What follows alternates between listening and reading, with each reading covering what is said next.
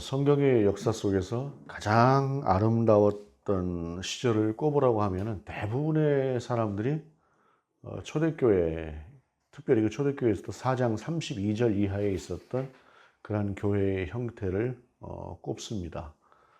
유무상통이라고 하는, 정말로 서로 자기의 것을 자기의 것이라고 고집하지 않고 부족한 부분들을 자기의 것을 다 내어놓으면서 그것을 아낌없이 내어놓았던 그 시절을 가장 아름다웠던, 그리고 가장 은혜가 넘쳤던 그러한 시절이라고 이야기를 해요.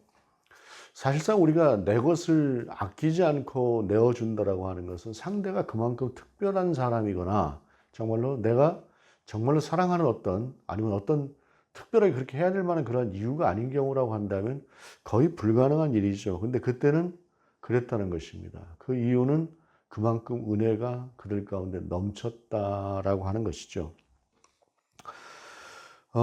문제는 이제 그 시절이 지금까지 이어지지 않고 있는 것인데, 인간의 역사라고 하는 것이 참 그렇게 그대로 산다고 하는 것이 어려운 일이에요. 초대교회도 역시 그랬습니다. 그 상태가 그렇게 오래 가지는 못했어요. 조금 지나서 흔들리기 시작을 했고, 하지만 물론 지금보다는 아름다운 그런 시기였지만, 그 시기라고 하는 것이 왜 그랬을까? 왜 또 그것이 흔들리고 오늘은 왜 그것이 안 되는 것일까라고 하는 것을 생각해 볼 때에, 첫째는 주도적인 것에 관한, 주도권이라고 하는 것에 관한 문제입니다. 인간이라고 하는 것은 누구나 다 자기가 좀 주도적인 사람이 되고 싶어 하고, 자기의 생각을 관철하고 싶어 하고, 또 자기가 또 뭔가 이야기를 했을 때 그것이 좀 반영되고 하는 그런 존재감의 부분에서 인간이 참 취약한 부분을 가지고 있는데, 그런 것들이 참 쉽지가 않은 것이죠. 창세일에 변하지 않는 인간의 이제 본성 같은데, 그것 때문에 어렵고, 또 그거보다 어찌 보면 더 중요한 이유다라고 생각할 때 그것은 이제 소유에 관한 문제입니다. 누구의 것이냐라고 하는 것,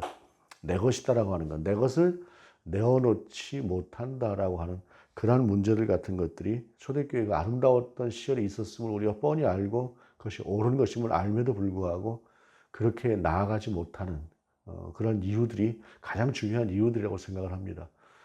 우리의 그 최초의 에덴 동산 같은 경우에 바로 그런 문제가 없었죠. 소유에 관한 문제도 없었고, 어떤 이해에 관한 문제도 없었고, 그 모든 것들, 그런 것들을 다 내려놓고 있을 만한 충분한 은혜가 넘쳤던 그 시절, 그 시절과도 같은 때가 에덴 동산이었고, 초대교회의 그 같은 모습이었다라고 생각을 합니다. 성경이 그러한 것들을 우리 가운데 전해주는 이유는 무엇일까요? 그렇게 살아야 하는 것이 맞다는 것입니다. 내가 그렇게 살 수 있느냐 없느냐라고 하는 것은 좀 다른 문제지요. 기준이라고 하는 걸 세워놓고 내가 그 기준을 충족한다라고 하는 것은 좋은 일이지만 설사 충족하지 못한다고 해도 기준은 기준이기 때문에 그렇습니다. 우리가 그와 같은 것들을 맞춰서 살아야 된다라고 하는 것은 사실은 변함없는 그리스도인의 의무다라고 하는 것을 기억할 필요가 있다고 생각을 합니다. 오늘 본문의 말씀입니다. 그러나 자족하는 마음이 있으면 경건은 큰 이익이 되느니라 라고 말씀을 하고 있습니다. 그러나 라고 하는 이 말씀이 있다는 것은 그 앞에 어떤 다른 모습, 그러니까 오늘 본문에서 얘기하는 자족하는 마음, 경건, 이것에 대한 어떤 반대적인 것들이 거기에 있었다라고 하는 것을 의미하는 것이죠. 본문 앞부분을 보면은 바로 그런 이제 이해관계라고 하는 것들이 있었어요. 특별히 공동 번역 같은 경우를 보게 되면은 이후에 본문에 보게 되면 경건이라고 하는 단어를 종교라고 하는 단어로도 번역을 하고 있는 것을 볼 수가 있는데, 그것은 그때 당시에 신앙생활을 하는 교회 공동체 내에서도 신앙이라고 하는 것을, 교회 공동체라고 하는 것을 어떤 하나의 이익의 도구로 생각하는 사람들이 있었다라고 하는 것을 보여주는 그런 부분이기도 합니다. 어찌됐든 간에 이해관계라고 하는 것을 앞세워서 서로 다툼을 하고 있는 그런 모습들이 있었고, 특별히 교회 공동체를 이익의 수단으로 삼는 사람들도 그때 당시에 있었기 때문에 오늘 본문은 특별히 이와 같이 자족하는 마음, 경건, 이것을 이렇게 말씀하고 있는 것입니다. 제가 이제 그 노회에서 사회봉사부장을 2년을 했어요.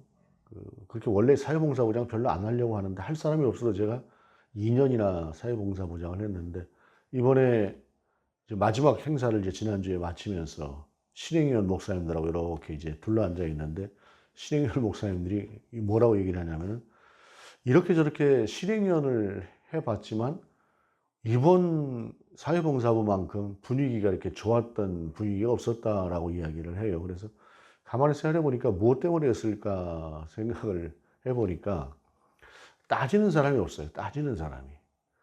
그래서 제가 이제 그렇게 얘기를 했습니다. 따지는 사람이 없어서 그랬지. 이제 아직 제가 이제 다 후배 목사님들이니까. 그랬더니 진짜 이번에는 따지는 사람이 없었네요." 그러더라고요.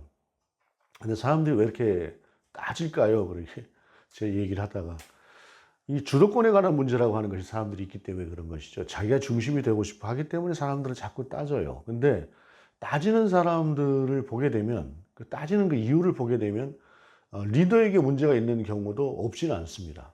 리더가 자꾸 이제 뭔가를 자기 욕심대로 하려고 하니까 그것을 따지게 되는 경우도 꽤 있는데, 그런데 이제 노예일이라거나 교회일이라거나 하는 경우에 보게 되면 그 리더가 아주 좀 이상한 사람이 아니면 아주 이상한 쪽으로 뭔가 방향을 잡지는 않아요. 그렇기 때문에 무엇인가 해야 되겠다라고 하는 사업 자체에 대해서는 사실 그렇게 큰 문제는 없는 것입니다. 근데 이제 그 사람들이 바로 이제 자기가 좀 그 중심이 좀 됐으면 좋겠다, 자기가 좀 주도적이 됐으면 좋겠다라고 하는 생각이 좀 크니까 그렇거니와, 또 한 가지는 시야가 좁기 때문에 그래요. 그러니까 좀 시야를 좀 폭넓게 보게 되면 그럴 수도 있겠구나, 저럴 수도 있겠구나, 그리고 이렇게 무언가를 해보자고 할 때 그건 저런 의도구나라고 하는 것이 안 보이고, 이것을 꼭 이렇게 해야 되는데라고 하는 그 단순한 하나의 논리만 보이기 때문에 그런 경우들이 많은데, 어찌됐든 이번 같은 경우는 참 은혜롭게 지나갔다 생각을 해요. 저도 가만히 생각해 보니까 제가 이제 여러 부서를 거치면서 뭐 부서장을 여러 번 했습니다마는 이번처럼 그렇게 좋은 분위기가 별로 없었다라고 하는 생각이 들 만큼 그랬습니다. 그러니까 그 가장 큰 이유는 뭐 별로 그렇게 따지지 않고, 물론 따지지 않게 또 진행해 왔던 면도 있습니다만 그런 것들이 참 있었다라고 하는 생각을 합니다. 근데 이제 본문 이전에 보게 되면은 본문 이전의 사람들이 그렇게 따지고, 그리고 또 한 가지 거기서 또 이제 자기 이익을 관철하려고 하고 하는 그런 것들이 그 교회 공동체 내에 또 교회 주변 속에 그런 것들이 굉장히 많았던 것이죠. 그러다 보니까 교회는 당연히 불협화음이 일어나고 문제가 생겼고라고 하는 것인데, 그래서 이제 그러한 상황 속에서 바울은 이야기하는 것이 6절을 공동 번역으로 보게 되면, 물론 자기가 갖고 있는 것으로 만족할 줄 아는 사람에게는 종교가 크게 유익합니다라고 하면서 신앙 자체를 어떤 하나의 도구로 삼으려고 하는 사람들에게 그와 같은 것들을 버리고 거기서 뭔가 이해를 하려고 하고 이해관계를 취하려고 하지 않고 스스로 만족하는 자족한 상태가 되었을 때 신앙은, 경건은 유익이 된다라고 하는 것을 말하는 것이에요. 그러니까 경건이라고 하는 것을 공동번역에서 종교라고 번역을 해놓은 것은 신앙이 좋은 사람들, 정말로 믿음이 좋은 사람들, 하나님께 대한 어떤 충성의 마음을 가지고 있는 사람들이 그런 다툼을 일으키는 것이 아니라 그저 하나의 그 믿음이 없이 어찌 보면 종교적으로 무엇인가를 대하려고 하는 사람들에게 그런 문제가 생기는 것이다라고 전제를 하고 있기 때문에 오늘 본문이 공동번역 같은 경우는 경건을 종교다라고 그렇게 번역을 하고 있다는 것입니다. 신앙을 어떤 이익의 습득을 위한 도구로 생각하는 사람들이 많이 있다는 것이죠. 오늘의 시대를 돌아봐도 과연 그런 사람들이 없을까라고 하는 것들을 우리가 생각해 볼 일입니다. 우리들 자신들도 어찌 보기에는 그럴 수 있지 않을까라고 하는 것도 돌아볼 필요가 있는 것이죠. 우리가 성경을 통해서 정말로 잘 알고 있는 예수님의 성전 청결 사건이라고 하는 것을 우리가 알고 있지요. 그 안에 들어가서 비둘기 팔고 짐승들 팔고 하는 사람들의 상을 뒤집어 엎으셨던 우리 주님의 모습을 우리가 기억을 합니다. 그것이 왜입니까? 성전 안에서 제사에 드릴 제물을 파는 것은 처음에는 명분이 있었죠. 어디서 멀리, 그러니까 예를 들어서 뭐 수백 킬로 떨어지는 곳에서 거기서 제물을 가지고 와서 여기까지 가지고 와서 성전에서 제사를 드리게 될 때 이것이 얼마나 힘든 일이겠어요. 그러니까 성전 안에서 제사에 드릴 어떤 동물들을 팔면서 그 동물들을 사서 편하게 좀 제사를 드려라 라고 하는 것은 대단히 좋은 일이지만, 문제는 거기에 이제 이익이라고 하는 것이 끼어들면서 비싸게 파는 것이죠. 그리고 다음에는 성전에서 파는 제물이 아니면 제사를 드릴 수 없다라는 쪽으로 가는 것이죠.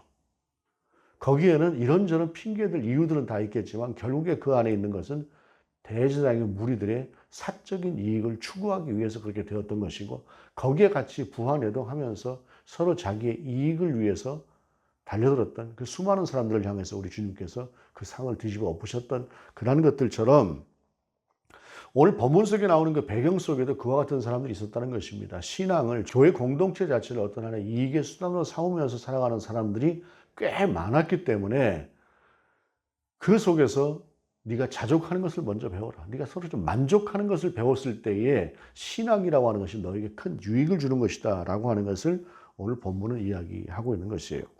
그러면서 7절에 우리가 세상에 아무것도 가지고 온 것이 없으며 또한 아무것도 가지고 가지 못하리니 라고 말씀을 합니다. 이 말이 얼핏 들으면 공술의 공수거라고 하는 말처럼 들릴 수도 있어요. 그런데 다릅니다. 공술의 공수거라고 하는 것은 일종의 허무주의 같은 것들, 그런 것에서 나오는 것이지만 오늘 본문에서 우리가 아무것도 가지고 온 것이 없고 아무것도 가지고 가지 못한다라고 하는 것은 하나님의 나라라고 하는 천국이라고 하는 그 가장 크고 중요한 우리 궁극의 목적지, 목표점, 그곳에 우리가 갈 때에 우리가 아무것도 가지고 가지 못하는 그런 것이 바로 재화다라고 하는 것을 이야기하면서 우리가 먹을 것과 입을 것이 있은즉 족한 줄로 알 것이니라. 그러니까 신앙이라고 하는 것을 지키고 경건하게 살아간다라고 하는 것은 바로 우리의 지향점이라고 하는 것이 분명하거니와 그것을 위해서는 그저 우리가 먹고 쓸 것이 있는 정도면 만족할 줄 아는 그러한 자세가 필요하다라는 것을 본문이 이야기하고 있는 것입니다.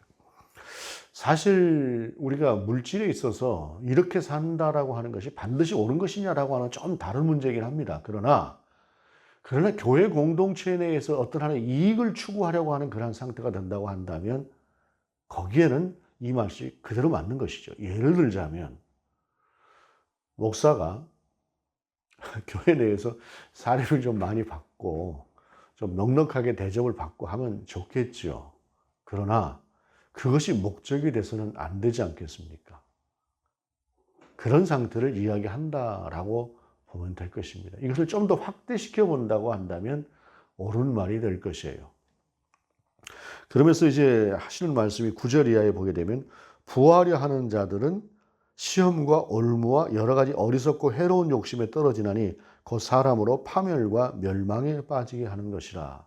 먼저는 신실한 그리스도인이 되려고 하는 사람들을 향해서 본문이 주는 말씀입니다. 일반적인 사람들을 향해 주시는 말씀이 아니라 신실하게 우리가 살아가려고 할 때에 물질이라고 하는 것이 우리의 어떤 하나의 욕심의 중심에 들어간다고 한다면 신실한 신앙을 세운다고 하는 것은 참 어려운 일입니다.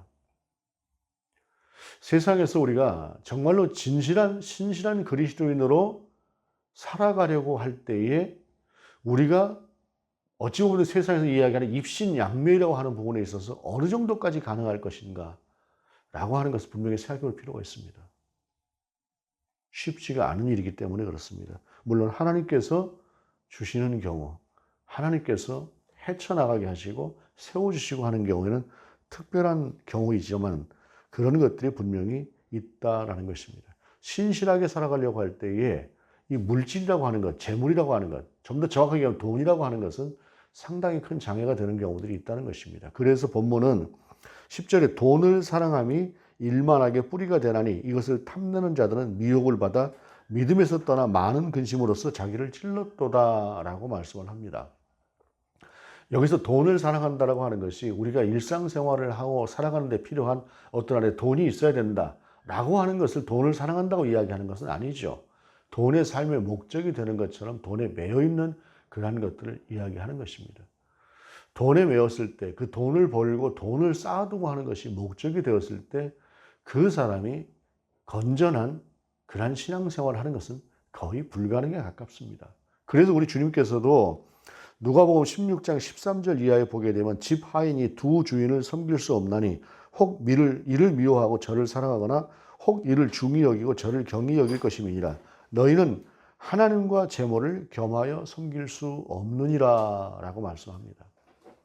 그러니까 돈을 사랑한다고 하는 것이 필요한 어떤 돈을 모으기 위해서 애를 쓰고 힘쓰고 벌려고 노력하는 그러한 것을 이야기하는 것이 아니라 돈이 목적이 되는 그러한 삶을 살아가고 돈이 전부인 것처럼 하고 살아가는 그러한 경우를 이야기하는 것이 본문의 내용이다라는 것입니다. 우리가 돈이라고 하는 것을 얼마만큼 버는 것, 얼마만큼 가지고 있는 것이 좋은 것인가라고 하는 것들은 우리가 각자의 삶 속에서 각자가 정리해야 될 문제일 것입니다. 그러나 돈이 하나님보다 더 먼저가 있는, 돈이 가족보다도 먼저가 있는 이러한 경우라고 한다면 그 사람은 분명히 잘못된 것이고 그것은 죄가 되는 것이죠. 그런 것을 본문은 말씀하고 있는 것입니다. 여기까지가 그렇게 돈을 좇으며 돈에 대해서 그렇게도 애착을 가지고 나아가는, 그것 때문에 다툼이 일어나는 그런 상황들에 관한 문제라고 한다면, 이제 본문은 이제 이렇게 이야기를 하면서 이렇게 그런 예들을 두고 그런 그 예들에 대해서 잘못되었다라고 하는 것을 말씀하시면서 이제 그러면 어떻게 너희가 살아야 될 것인가라고 하는 말씀을 본문에 주시는데, 11절에 오직 너 하나님의 사람아 이것들을 피하고 의와 경건과 믿음과 사랑과 인내와 온유를 따르며 믿음의 선한 싸움을 싸우라. 영생을 취하라. 이를 위하여 내가 부르심을 받았고 많은 증인 앞에서 선한 증언을 하였도다. 우리의 번역은 오직 이렇게 나가요. 번역이 나가는데 헬라어 원문에는 번역이 어떻게 되어 있냐, 그러니까 헬라어 원문이 어떻게 되냐면 수대라고 하는, 수 너는 대 그러나 너는 그렇게 살면 안 된다라는 것이죠. 그렇게 너는 살면 안 된다라고 하는 것이 오늘 이제 이 말씀입니다. 그러니까 세상이 어떻게 살든, 세상이 어떠한 식으로 살아가든 너는 그렇게 살면 안 되는 사람이다라고 하는 것을 분명히 정리하고 있는 말씀이 오늘 본문의 말씀이다라는 것입니다. 부자가 되는 것이 생의 목적처럼 살아가는 그러한 삶을 살아가는 것이 아니라 하나님의 사람으로서 하나님 앞에서 살아가는 것이 삶의 목적이 되는 삶을 살아야 되는 것이 바로 너다라는 것입니다. 이것은 먼저 디모데에게 주시는 말씀이죠. 디모데가 하나님의 사람으로서 하나님의 종으로 살기를 결심하고 서원하며 그렇게 살기를 원했던 사람이고 그렇게 지금 살아가고 있는 사람이기 때문에 너는 그렇게 살면 안 되는 사람이다라고 하는 것을 다른 사람들하고 같이 정리해 주는 말씀이기도 하지만, 이 말씀은 동시에 그리스도인으로서 살아가는 우리가 세상 사람들이 다 그렇게 살아간다고 해서 그 풍조를 따라가고 그 풍조 속에 나도 함께 휩쓸려 살아가도 된다라고 하는, 남들도 그러는데 뭐 라고 하는 그러한 핑계로 살 수는 없는 것이다 라고 하는 것을 이야기하는 것이 본문의 말씀이다 라는 것입니다. 특별히 오늘 본문은 이것을 선한 싸움을 싸우라 라고 하면서 싸움이라고 하는 표현으로 이야기를 하고 있어요. 전쟁과도 같은 것이다 라는 것이죠. 그렇게 살아가는 것이, 의롭게 살아가고 경건하게 살아가고 믿음으로 살아가고 하는 것이 전쟁과도 같은 것이다라는 것입니다. 그것이 결단코 쉬운 것은 아니다라고 하는 것을 이야기하는 것입니다. 첫째는 이 말씀의 대상이 디모데입니다. 하나님의 종들을 향해서 주시는 말씀입니다. 하나님의 종으로 살아가는 사람들이 재화라고 하는 것, 돈이라고 하는 것에 휩쓸려서 그렇게 살아가면 안 되는 것이다. 그리고 그 반대의 것으로 살아가는 그 삶이라고 하는 것은 전쟁과도 같은 것이다 라는 것입니다. 첫 번째, 저와 같은 목사들을 향해서 주시는 말씀이다 라고 보는 것이죠. 그러나 그것이 꼭 목사들만의, 구별된 성직자만의 삶인가 아니다라는 것이죠. 종교 개혁사를 쭉 돌아보게 되면 성직자라고 하는 사람들이 타락했던 시대에 돈의 문제가 개입되지 않았던 시대가 없습니다. 돈과 여자의 문제가 반드시 개입되어 있었습니다. 특별히 돈이라고 하는 것은 정말로 그 권력이라고 하는 것을 함께 가면서 언제나 돈이라고 하는 것이 따라가고 축제하려고 하는 재물을, 그런 것들이 그들 가운데 있었다라는 것이죠. 그리고 그것은 돈이라고 하는 것이 그만큼 누구를 자꾸 흔들어도 흔들 수 있는 것이 돈이기 때문에 그렇다라는 것입니다. 우리가 작은 돈에는 흔들리지 않고 나를 지킬 수가 있을 것입니다. 그러나 좀 더 큰 돈이 나에게 온다고 하면은, 그리고 그것이 부정한 어떤 것들을 위한 대가로 내게 주어진다고 할 때에 점점 더 그 액수가 커지는 것만큼 사람은 거기서 자유롭기 힘들 것입니다. 한 번만 하고 눈을 감아버릴 수 있다는 것이죠. 제가 오래전에 직장 생활을 할 때에 누가 그런 얘기를 하더라고요.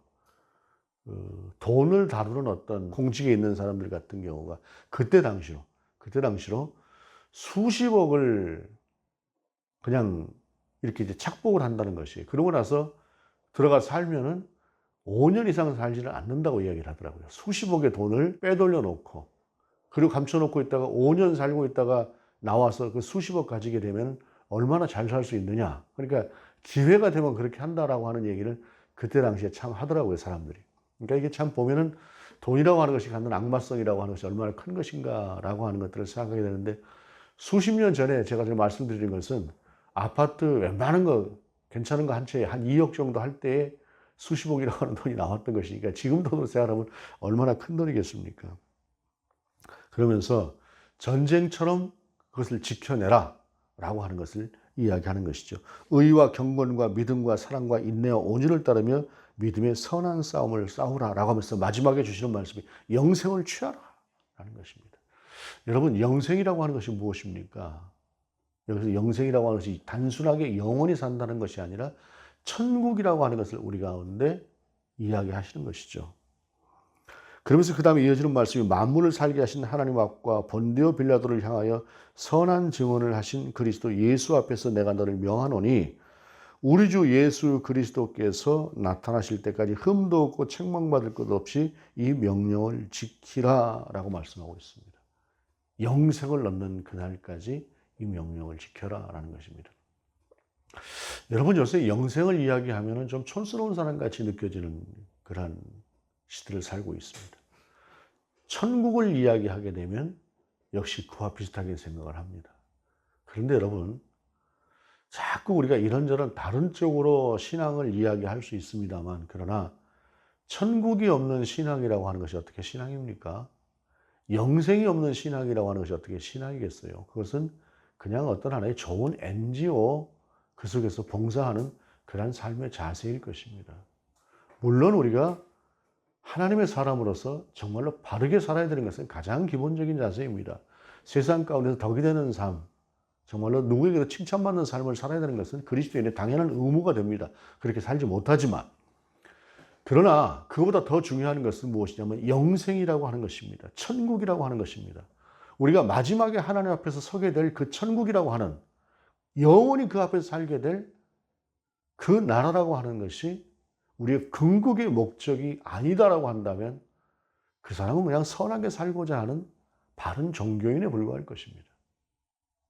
그리스도인이라고 한다면 우리 구주께서, 우리 주 예수 그리스도께서 십자가에 달려 죽으시면서까지도 우리를 구원하시려고 했던 그 피의 값으로 하나님의 나라, 그 천국을 보장받게 된, 그 천국을 향해서 가게 되는 그런 사람들의 삶이 바로 그리스도인의 삶이라는 것입니다. 그래서 영생이라고 하는 것, 하나님의 나라라고 하는 것, 완성된 하나님의 나라, 즉 천국이라고 하는 것, 우리의 삶이 끝나는 날, 우리의 죽음 이후에 우리를 위해서 예비된 그 천국이라고 하는 것을 향해서 달려가는 우리의 삶이라고 하는 것은 전쟁과도 같이 살아야 된다는 것입니다. 그것을 지키기 위해서.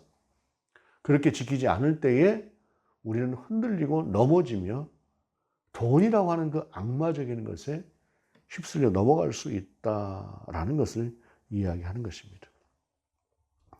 15절에 기약 이름은 하나님이 그의 나타나심을 보이시니 하나님은 복되시고 유일하신 주권자이시며 만왕의 왕이시며 만주의 주시고 오직 그에게만 죽지 아니함이 있고 가까이 가지 못할 빛에 거하시고 어떤 사람은 또 보지 못하였고 또 볼 수 없는 이시니 그에게 존귀와 영원한 권능을 돌릴지어다. 아멘. 아까 성경 봉독을 하다 여기서 아멘 했더니 끝나는 줄 알고 여러분도 아멘 하셨죠. 그만큼 중요하기 때문에 바울이 여기서 아멘을 한번 하는 것입니다. 천국이라고 하는 것은 우리에게 주어질 그와 같이 중요한 의미다라는 것입니다. 여러분, 우리가 세상을 살면서 100점을 받을 만큼 살아가지는 못합니다. 분명히. 물론 그렇게 살아가는 사람들도 있겠지만 이런저런 허물들을 가지고 살아가고 부족한 모습들을 가지고 살아가고 때로는 죄를 짓기도 합니다. 그럼에도 불구하고 우리가 다시 일어서는 것은 무엇 때문입니까? 어떠한 경우에도 포기할 수 없는 영생, 어떠한 경우에도 포기할 수 없는 천국을 이야기하고 그 천국을 목표로 살아가고 있는 사람들이기 때문에 그렇습니다. 오직 그에게만 죽지 아니함이 있고 가까이 가지 못할 빛에 거하시고 어떤 사람도 보지 못하고 또 볼 수 없는 그것을 우리가 누리기 위해서 그날을 바라본다는 것입니다. 물론 천국이라고 하는 것은 단순히 죽지 않는다고 하는 것만이 아니라 우리가 세상을 살아가면서 참 모든 한계 속에 갇혀있던 것들, 그와 같은 것들이 다 해결되어지는, 제가 가끔 그렇게 이야기하지 않습니까? 천국은 누군가가 상을 받는, 그것이 내가 상을 받는 것처럼 기쁜 것, 그러한 것이 천국이다 라는 것이죠. 지금 우리의 사고 개념으로서는 도저히 이해할 수가 없는 것, 그러나 그 모든 것들을 뛰어넘어서 100% 만족이 있는, 100% 감사가 있는, 100% 평강이 있는 그것이 바로 천국이고 하나님의 나라다라는 것입니다. 그리고 그 기약이 이를 때까지 우리는 선한 싸움, 그것을 전쟁과도 같이 해야 되는 그러한 사람들이라는 것입니다. 세상에 아무리 어떠한 풍조를 가지고 살아가든 그것과는 다르게 나는 그리스도인이라고 하는 것을 분명하게 자각하면서 살아가야 된다는 것. 그것이 오늘 본문이 우리 가운데 주시는 말씀입니다. 세상에 또 부자들이 또 꽤 있죠. 부자들이 꽤 있습니다. 그리고 그 부자들을 보게 되면 뭐 그들 내면을 다는 모르지만 참 선한 부자들도 있는 것 같다라는 생각을 합니다.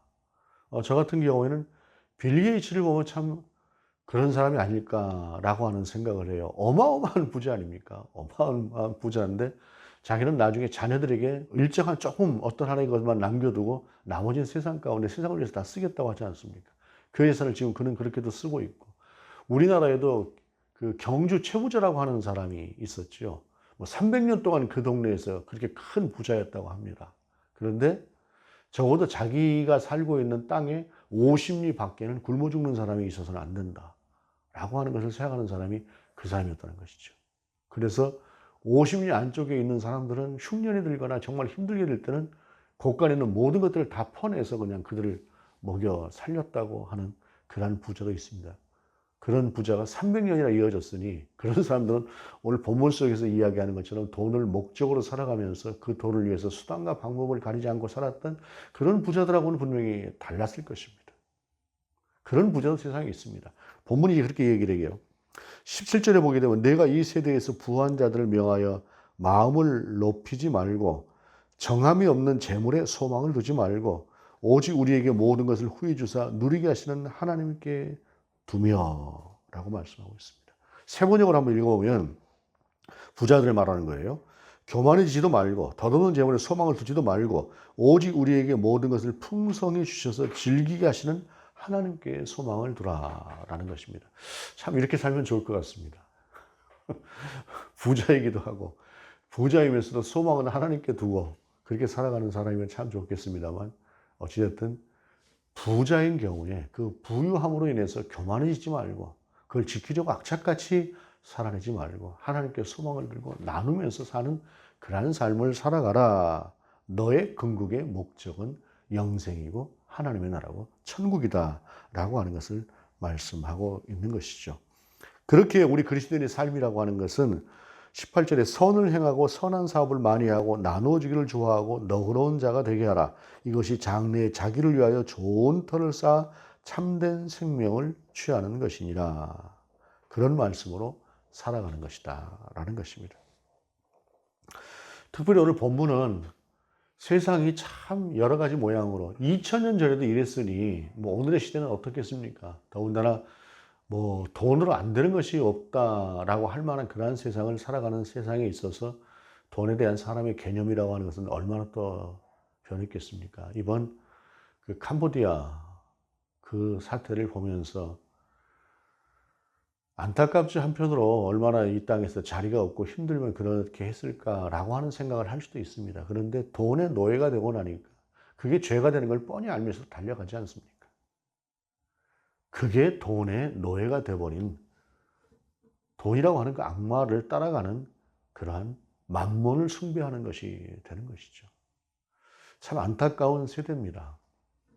돈이라고 한다면 영혼도 팔아버릴 것 같은 그러한 세대, 그러한 시대를 살아가면서 우리도 자칫 그렇게 살아가기 쉬운 사람들입니다. 알게 모르게 그런 영향들을 받으며 살아가는 사람들이죠. 그 속에서 오늘 본문은 우리 가운데 분명히 말씀합니다. 그러나 너는 그렇게 살면 안 되는 사람이라는 것입니다. 그러나 너는 분명히 구별된 사람이라는 것입니다. 그것을 본문은 우리 가운데 이야기하는 것입니다. 천국이 없는 것처럼 살아가는 세대입니다. 천국이라고 하는 말 자체를 잘 쓰지도 않는 세상이고 영생이라고 하는 말 자체도 잘 쓰지 않는 세상입니다. 그런데 여러분, 영생보다 더 중요한 것이 있고 천국보다 더 중요한 것이 무엇이 있겠습니까? 이 세상에 존재하는 것 단 한 가지도 없습니다.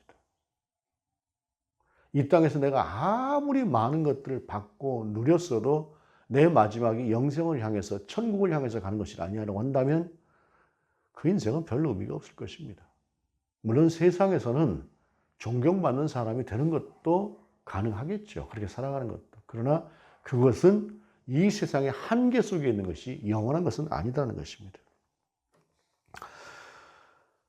세상 속에서 우리가 살아야 될 것, 그것은 고집이나 소신 같은 것을 가지고 그렇게 살라고 하는 것이 아닙니다. 천국이라고 하는 것이 내 안에 넘치면서 예수 그리스도에 대한 사랑이 넘치면서 그분과의 교제와 교통이 분명하게 이루어지면서, 그리고 나서 나를 내가 다시 돌아보면서 그러나 너는 이라고 말씀하시는 그 주님의 음성을 들을 수 있는 구별된 그리스도인으로서 살아가는 저와 여러분 될 수 있기를 원하십니다. 그것이 오늘 이 세대를 살아가는 우리에게 주시는 하나님의 말씀입니다. 기도하시겠습니다. 주님, 세상이 참 너무나 물질이라고 하는 것들을 향해서 달려가고 그것에 대한 가치를 높게 두는 그러한 모습들을 보입니다. 그러한 풍조에 자칫 우리도 흔들릴 수 있고 우리도 그렇게 따라가기 쉬운 세상을 살아갑니다. 하나님, 우리가 그럼에도 불구하고 우리의 믿음을 지키고 선한 싸움을 싸울 수 있도록 우리를 붙들어 주시고 주관하여 주옵소서. 그러나 너는 그러면 안 된다고 하는 이 말씀을 우리가 분명히 기억하며 선을 긋고 살아가는 삶이 되게 인도하여 주옵소서. 주 예수 그리스도 이름으로 기도드립니다. 아멘.